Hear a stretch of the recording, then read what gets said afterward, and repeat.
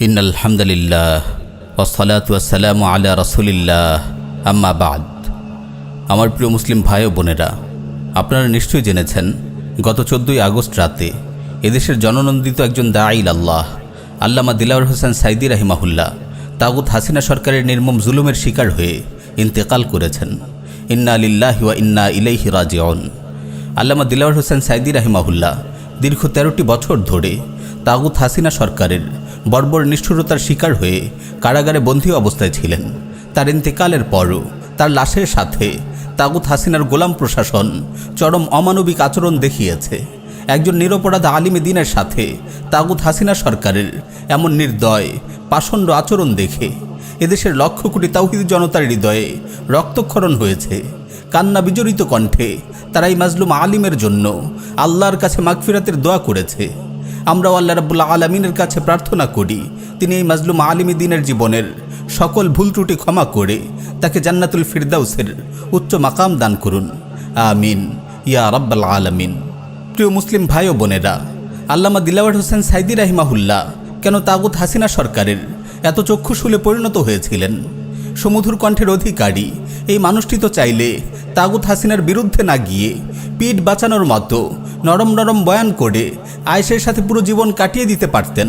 এই একটি জায়গায় আল্লামা সাইদি রাহিমাহুল্লাহ অপর অনেক আলোচক থেকে ব্যতিক্রম ছিলেন। তিনি জালিমের তোষামতকারী ছিলেন না। সত্য উচ্চারণে জালিমের রক্তচক্ষুকে তিনি পরোয়া করতেন না। তিনি ছিলেন নির্ভীক, দৃঢ়চেতা মনোবলের অধিকারী, একজন স্পষ্টভাষী আলিম। হিন্দুত্ববাদী তাগুত হাসিনা সরকারের অন্যায় অত্যাচারের বিরুদ্ধে তিনি গর্জে উঠতেন বলিষ্ঠ কণ্ঠস্বর ও অসীম সাহসিকতার সাথে। মূলত এই বৈশিষ্ট্যগুলোর কারণেই তিনি সর্বস্তরের মুসলিম তাওহীদি জনতার ভালোবাসা পেয়েছেন। তার মৃত্যুর পর উলামায়ে কেরাম গভীর শোক প্রকাশ করেছেন, তার জন্য মাগফিরাতের দোয়া করেছেন। দিন কায়েমের ক্ষেত্রে তার দলগত অবস্থান ও মানহাজকে আমরা সঠিক ও কার্যকর মনে না করলেও তার মতো ব্যক্তির ব্যাপারে আমরা এই সুধারণা রাখি। সত্যিকার অর্থে তিনি দিন ইসলামকে বিজয়ী করার চিন্তা চেতনা লালন করতেন। ইসলামের শত্রুদের বিরুদ্ধে তিনি সদা সোচ্চার ছিলেন। ভারতের এজেন্ডা বাস্তবায়নকারী হাসিনা সরকারের বিরুদ্ধে আল্লামা সাইদির জোরালো বক্তব্যের কারণেই তাগুত হাসিনা সরকার তাকে কারাগারে বন্দী করে। নিজেদের সাজানো হরেক মিথ্যা মামলার আসামি করে তাকে তারা ফাঁসি দেওয়ার সিদ্ধান্ত নেয়। কিন্তু এদেশের তাওহীদি জনতার তীব্র প্রতিবাদ ও আন্দোলনের ভয়ে তারা তা বাস্তবায়নের সাহস করেনি। হিন্দুত্ববাদী তাগুত হাসিনা সরকারের অব্যাহত জুলুমের ফলে বর্তমানে দেশের সর্বস্তরের জনতা যখন তাদের হটানোর জন্য বিক্ষুব্ধ হয়ে ওঠে, এমনই কঠিন সময়ে ক্ষমতা হারানোর ভয়ে তটস্থ হাসিনা ভারতের কসাই মোদির অনুকম্পা নিয়ে গদি টিকিয়ে রাখতে চায়। এই লক্ষ্যে ভারতের যে কোনো আজ্ঞা পালনে প্রস্তুত সে। তাই সম্প্রতি ভারত সফর করে এসে তারা ভারতের এজেন্ডা বাস্তবায়নে ব্যস্ত হয়ে পড়ে। এরই অন্যতম এজেন্ডা হলো হিন্দুত্ববাদী সরকার বিরোধী এই আলিমকে দুনিয়া থেকে শেষ করে দেয়া। হঠাৎ আল্লামা সাইদির শারীরিক অবস্থার অবনতি বলে হাসপাতালে ভর্তি করানো, উন্নত চিকিৎসার নামে আওয়ামী গুন্ডা কসাই ডাক্তারের অধীনে নিয়ে আসা, হাসপাতালে তার সাথে তার পরিবারের লোকদের সাক্ষাতের সুযোগ না দেয়া, সাইদির ফাঁসির দাবিতে গলা ফাটানো, শাহবাগের গণজাগরণ মঞ্চের কুখ্যাত আন্দোলনকারী লীগের ডাক্তার মোস্তফা জামানকে তার চিকিৎসার দায়িত্ব প্রদান, এগুলো এই ইঙ্গিত বহন করে আল্লামা সাইদিকে তাগুত হাসিনা সরকার হাসপাতালে চিকিৎসার নামে নির্মমভাবে হত্যা করেছে। সাইদি হত্যা মূলত হাসিনার পক্ষ থেকে ভারতের প্রতি বিশেষ এক উপহার। তাগুত হাসিনা ও তার গোলাম প্রশাসন আল্লামা সাইদিকে শুধু হত্যা করেই ক্ষান্ত হয়নি, তার লাশের সাথেও তারা বর্বর অমানবিক আচরণ করেছে। তাওহীদি জনতার ইচ্ছা সত্ত্বেও ঢাকায় তার জানাজার আয়োজন করতে দেয়নি। রাতভর আল্লামা সাইদির লাশ ঘিরে রাখা তাওহীদি জনতার উপর তারা নির্মম হামলা চালিয়ে তার লাশকে ছিনিয়ে নিয়ে যায়। তার জানাজায় যেন ব্যাপকভাবে মুসলিমরা উপস্থিত হতে না পারে, এজন্য জোরপূর্বক তার লাশকে তার গ্রামে পাঠিয়ে দেয়। তার দাফনের পরও পুলিশ দিয়ে তার কবরকে ঘিরে রাখে।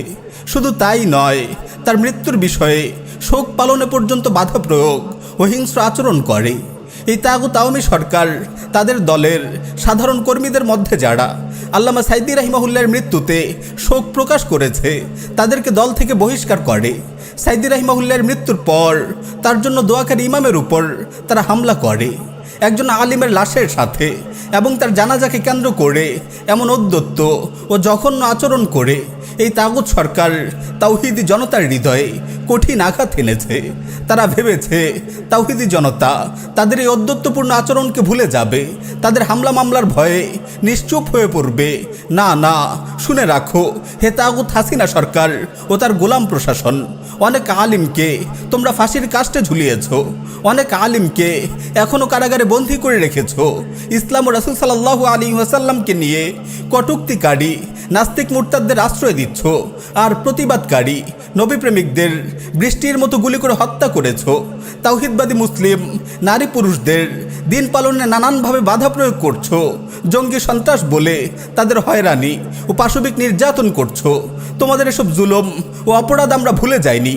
তোমাদের প্রতিটি জুলুমের হিসাব যথাযথভাবে বুঝিয়ে দেওয়া হবে ইনশাআল্লাহ। অপেক্ষায় থাকো, তোমাদের পতনের সময় খুব সন্নিকটে। তোমাদের জুলুমের মাত্রা যতই কঠিন হচ্ছে, তোমাদের পতন ততই ঘনিয়ে আসছে। তোমাদের মালাউন দাদারা তোমাদেরকে রক্ষা করতে পারবে না। তোমাদের দাদাদের সাথেই তোমাদের ধ্বংসের কবর রচিত হবে বিইজনিল্লাহ।